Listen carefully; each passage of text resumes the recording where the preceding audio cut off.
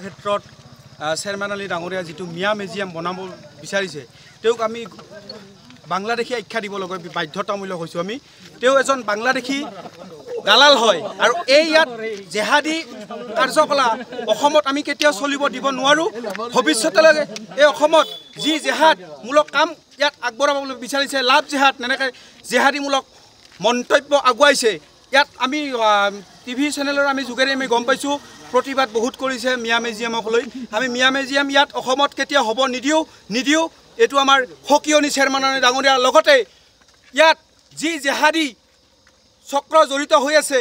ইয়াক আমি ধিক্কাৰ দিছোঁ মন্তব্য আগবঢ়াইছে কলাক্ষেত্ৰক লৈ যিটো ৰাজনীতি আৰম্ভ কৰিছে সেই ৰাজনীতিক আমি তীব্ৰ ভাষাৰে